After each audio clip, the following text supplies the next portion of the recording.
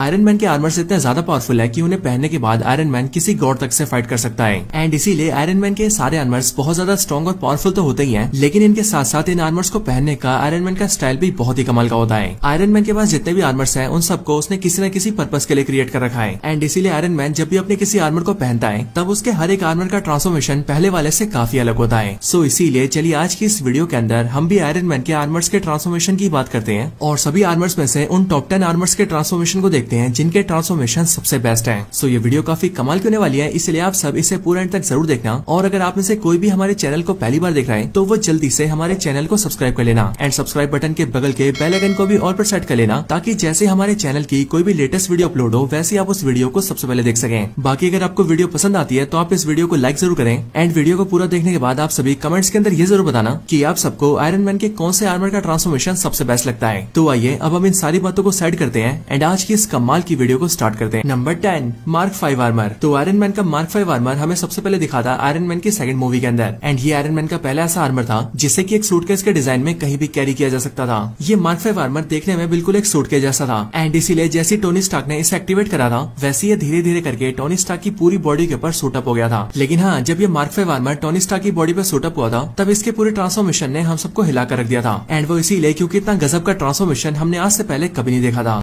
Number 9 mark 1 armour. तो mark 1 armour Marvel का वो आर्मर है जिसने आयरन मैन की शुरुआत की थी और वो इसीलिए क्योंकि इसी वाले आर्मर को पहनकर टोनी स्टार्क सबसे पहली बार आयरन मैन बनता है। अब वैसे देखा जाए तो मार्क 1 आर्मर का ट्रांसफॉर्मेशन इतना ज्यादा बढ़िया नहीं है, लेकिन हाँ, हमने तब भी इसे लिस्ट के अंदर इसीलिए ऐड किया है क्योंकि इस वाले आर्मर को टोनी स्टार्क ने एक गुफा के अंदर बैठकर ही क्रिएट कर दिया था। एंड सिर्फ ये नहीं बल्कि लाइव एक्शन मूवीज के अंदर भी यही आयरन मैन का पहला आर्मर था और इसी रीजन की वजह से जब आयरन मैन के फैंस ने इस आर्मर के सूटअप को पहली बार मूवीज के अंदर देखा था तब इस आर्मर के सूटअप ने उन्हें बहुत ज्यादा सेटिस्फेक्शन दिया था।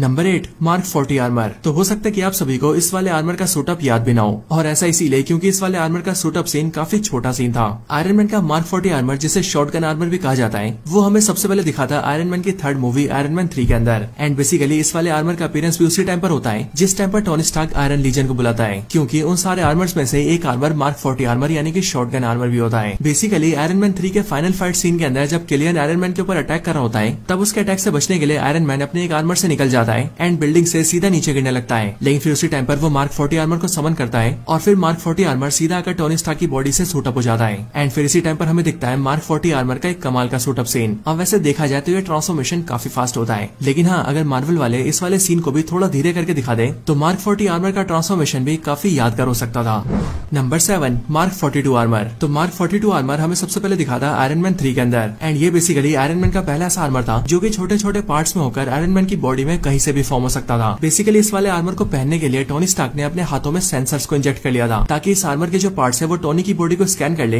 एंड धीरे धीरे करके उसकी पूरी बॉडी के ऊपर सूटअप हो जाए। हालांकि अगर देखा जाए तो जब टोनी स्टार्क पहली बार इस आर्मर के साथ सूटअप करता है तब उसका वो सूटअप बुरी तरह से फेल हो जाता है, लेकिन हाँ, इस सूटअप के फेल होने के बावजूद भी ये पूरा सीन इतना कमाल का होता है कि इस वाले आर्मर के ट्रांसफॉर्मेशन को देखने का फैंस का बार बार मन करता है। ये वाला आर्मर टोनी स्टार्क के बनाए हुए आर्मर्स में से एक काफी खास आर्मर होता है क्योंकि ये पहला ऐसा आर्मर होता है जिसे टोनी स्टार्क बहुत दूर रहकर भी बड़े आराम से कंट्रोल कर सकता था एंड मूवी के अंदर टोनी स्टार्क ऐसा करता भी है एंड वो अपने सूट में ना रहते हुए भी बहुत सारे लोगों की हवा में जान बचाता है। बट हाँ, कुछ टाइम बाद ही ये वाला आर्मर एक ट्रक से टकरा जाता है और सड़क पर बुरी तरह से बिखर जाता है।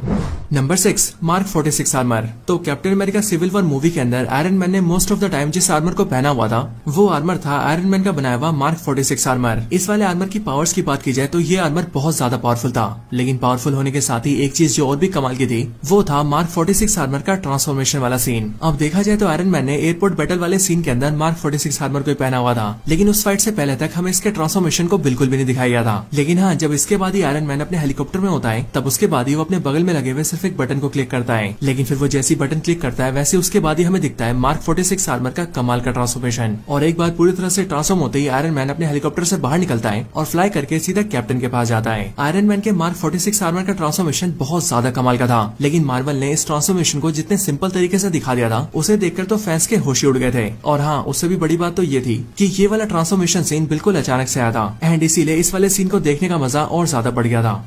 Number 5 mark 85 armour. So mark 85 armour Marvel cinematic universe के अंदर आयरन मैन का सबसे पावरफुल और सबसे एडवांस आर्मर था एंड इस आर्मर को हम सभी ने देखा था एवेंजर्स एंड गेम के अंदर। बेसिकली एवेंजर्स एंड गेम के अंदर आयरन मैन ने इस वाले आर्मर को 2 बार ट्रांसफॉर्म किया था, जिनमें से पहली बार तब जब वो टाइम डकैती कर रहा था और दूसरी बार तब जब हल्क स्नैप कर रहा था। लेकिन हाँ, इन दोनों में से जब आयरन मैन टाइम डकैती पर था तब उस टाइम पर उसका किया गया ट्रांसफॉर्मेशन बहुत ज्यादा कमाल का था। और सिर्फ यही नहीं बल्कि मैकेनिकल सूट्स के ट्रांसफॉर्मेशन वाली वाइब देने के लिए इसके हेड के मास्क को ऊपर से नीचे क्लोज किया गया था, क्योंकि अगर आप सभी को याद हो तो यही चीज एवेंजर्स इन्फिनिटी वॉर के अंदर से मिसिंग थी। Number 4 mark 44 armour. तो आयरन मैन का मार्क 44 आर्मर वो आर्मर है जिसे हल्क बस्टर आर्मर कहा जाता है एंड वो इसीलिए क्योंकि अपने मार्क 44 आर्मर को आयरन मैन ने इसीलिए डिजाइन किया था ताकि इन फ्यूचर जब भी हल्क बेकाबू हो जाए और गुस्से में आकर सब कुछ तबाह करने लगे तो वो इसी आर्मर का इस्तेमाल करके हल्क को रोक सके। बेसिकली इस वाले आर्मर को हम सभी ने एमसीयू में देखा था एवेंजर्स एज ऑफ अल्ट्रॉन के अंदर, क्योंकि इस वाले सीन के अंदर जब वांडा ब्रूस बैनर के दिमाग के साथ छेड़छाड़ करके उसे बुरी तरह से बेकाबू कर देती है तब जाकर वो हल्क बनता है और पूरे के पूरे शहर को तबाह करने लगता है। लेकिन तब उसके बाद ही उसे रोकने के लिए आयरन मैन सामने आता है एंड अपने मार्क 44 सूट को पहनकर फॉर्म करता है हल्क बस्टर आर्मर को। हल्क बस्टर आर्मर को टोनी स्टार्क और ब्रूस बैनर दोनों ने मिलकर बनाया था और सिर्फ ये नहीं बल्कि अगर हल्क इसके पार्ट्स को तोड़कर फेंक दे तो दूसरे पार्ट्स को सप्लाई करने के लिए इस आर्मर के पास वेरोनिका भी थी, जो कि किसी भी पार्ट के टूटने या बेकार होने पर उसे जल्दी से रिप्लेस कर देती थी।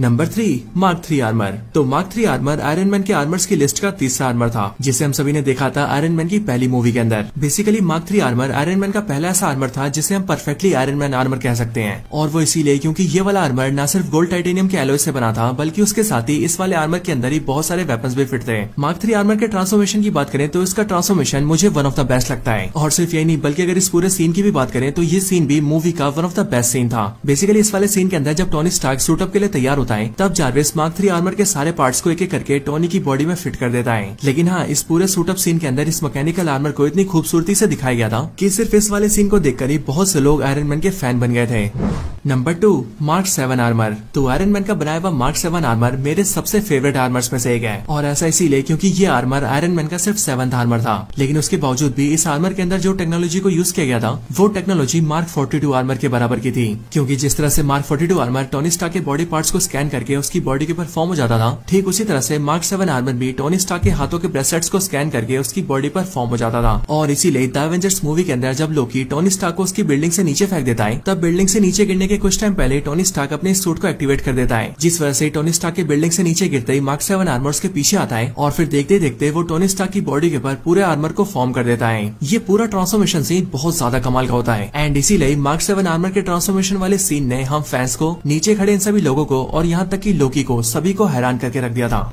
Number 1 mark 50 armour. तो आयरन मैन का मार्क 50 आर्मर सबसे पहले सामने आया था एवेंजर्स इन्फिनिटी वॉर के अंदर एंड यहीं पर ही हमें पता लगा था कि ये आर्मर टोनी स्टार्क का बनाया हुआ पहला नैनोटेक आर्मर है, यानी कि ऐसा आर्मर जिसे क्रिएट किया गया नैनो टेक्नोलॉजी की हेल्प से। बेसिकली मार्क 50 आर्मर को आयरन मैन ने कुछ इस तरह से क्रिएट कर रखा था कि ये पूरा का पूरा आर्मर आयरन मैन के चेस्ट पर लगे एक छोटे से डिवाइस के अंदर फिट हो सकता था, और इसीलिए तो जब इन्फिनिटी वॉर मूवी के अंदर आयरन मैन अपने इस डिवाइस को टच करता है तब देखते देखते ये मार्क 50 आर्मर आयरन मैन की पूरी बॉडी के ऊपर फॉर्म हो जाता है और वो टोनी स्टार्क को पलक झपकते ही आयरन मैन बना देता है। ये पूरा सूट नैनोटेक के ऊपर बेस्ड था एंड इसीलिए टोनी स्टार्क ने इस पूरे सूट के अंदर ऐसे ऐसे गैजेट्स और वेपन्स को फिट कर रखा था जिनसे कि वो एक पूरी आर्मी से भी अकेले फाइट कर सकता था एंड इसीलिए तो आयरन मैन ने इस वाले आर्मर को नाम दिया था ब्लीडिंग एज आर्मर।